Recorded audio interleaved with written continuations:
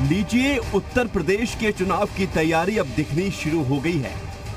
ताबड़तोड़ बैठकें, मेल मिलाप, सम्मेलन, आयोजन के साथ आशीर्वाद यात्रा सब कुछ तय हो गया है और ये तैयारी बीजेपी की है।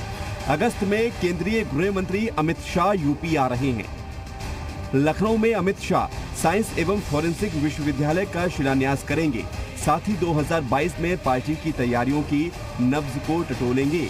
तो उधर अगस्त में ही बीजेपी के राष्ट्रीय अध्यक्ष जेपी नड्डा भी यूपी आ रहे हैं। अगस्त में हाल ही में यूपी से केंद्र में मोदी मंत्रिमंडल में शामिल हुए 7 नए मंत्रियों को जन आशीर्वाद यात्रा पर निकलने का आदेश मिल गया है, क्योंकि संसद में विपक्ष के हंगामे से नए मंत्रियों का परिचय नहीं हो पाया था। अब ये नए मंत्री जनता के बीच जाकर अपना परिचय भी देंगे और जनता का आशीर्वाद भी लेंगे। कुल मिलाकर बीजेपी आक्रामक अंदाज में चुनावी मोड़ में आ गई है और 22 की तैयारी में 21 नजर आ रही है। उधर विपक्ष मंत्रियों के आशीर्वाद यात्रा पर निशाना साध रहा है। अखिलेश यादव ने ट्वीट करते हुए कोरोना, महंगाई और सुरक्षा के मुद्दे पर बीजेपी के इस आयोजन पर निशाना साधा है, तो मायावती ने मेडिकल स्टूडेंट्स के लिए मिले आरक्षण में अब तक हुई देरी को लेकर यूपी और केंद्र की सरकार पर निशाना साधा है। तो वहीं विपक्ष के आरोपों को बीजेपी ने सियासत बताया।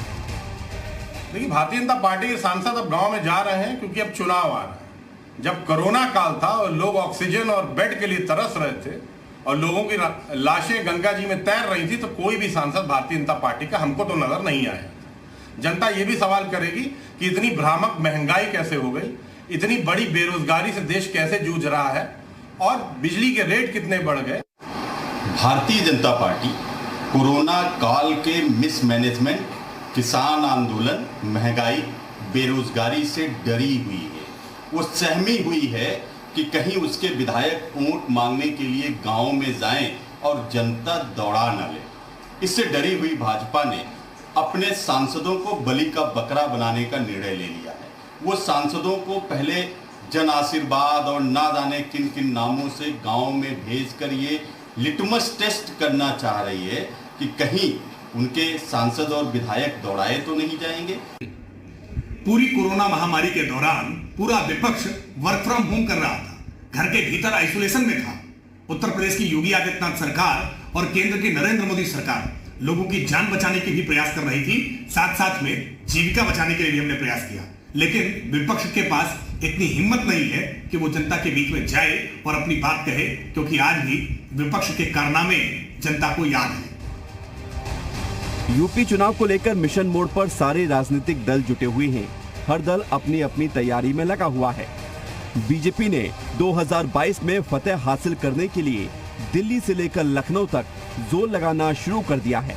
खबर यह भी है कि सीएम योगी आदित्यनाथ अयोध्या से 2022 के चुनावी समर में मैदान में उतर सकते हैं।